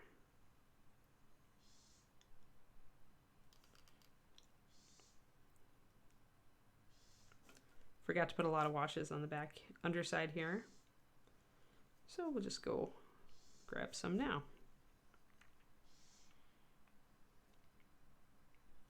But yeah. So now you can see how I set it up, like how I started to set it up. And next weekend we will continue. It's getting there. Like I'm pretty happy. It's like this is around the 2/3 mark, I'd say. Like as far as just setting up the shadows, I need to do more. There needs to be a lot more, especially on the back side here. I've been focusing on this little area here, kind of just getting it set up better. And so I haven't been playing a lot with up here, which I feel I do need to get a little bit more. Want to dull down this just a little bit more. Need to really blacken down this in the back. But yeah. I'm glad you like it, Varl. Notice how it's not distracting from his face anymore. Bringing in all those different colors and the different colors with blue in them over the top of everything, you still get the red, but notice how it's not overpowering now. You need a tetanus shot. Hello. Hello, grave mistake. Oh, grave mistake. You've made a great mistake. Oh dear. But yeah, I think I'm liking how it's coming. Obviously, a lot of this will have to come on back up in highlights, right? But it's fun, and yeah, this is good. Like you can really see the light bouncing off the spikes here. On the this is a good profile shot. I like it. So yeah, lot to do on this model. Like there's so much to do on this model. I need to blow some more time on him. But this at least, this makes me feel good because we're getting it together. Like I almost want to just go through and just base coat the rest at this point just to get it all set up so that I can tune the lighting and then start in on textures. But yeah, 3:30, so that's our 2-hour mark. Thank you all for stopping in and watching. I hope you had fun. This is a super fun technique and I highly advise trying it. And don't overthink like what colors or, you know, what you're doing. Just remember, if it ever goes too blue, then just like hit it with like an orange glaze. If it goes to orange, hit it with a blue glaze. You know, always be working with your complementary colors if you're trying to like take down, kind of knock down a color so it's not like too orange like we did with the rust when we started this. Yes. Yeah, I hope you guys have a great weekend too. I'm having a great weekend. So I don't have anything but fun stuff planned this weekend, really. Yeah. Thanks guys for 38 viewers or so, and that's really quite a good showing. So I hope all of you, even you guys who didn't chat, welcome, and I hope you had fun.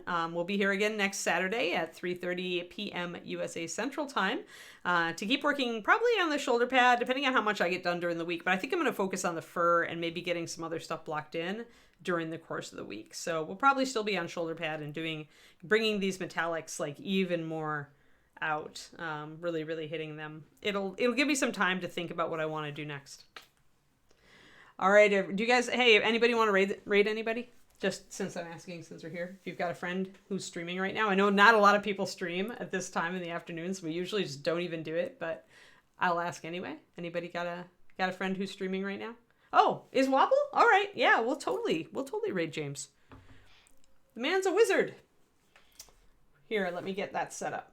But yeah, thanks everybody, and I hope you have a fantastic rest of your day. Wow. And if you haven't seen James Wobble paint, you should totally check out this raid. Guys, let's see, where is it? I used it, but it's not popping up. Why is it not popping up?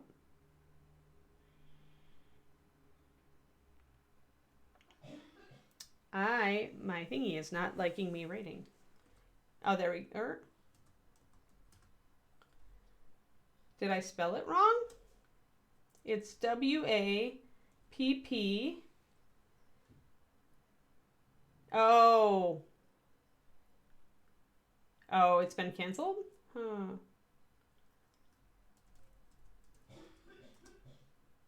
I already have a raid in progress, it says. But I'm not seeing it at all. Twitch, why do you do this to us?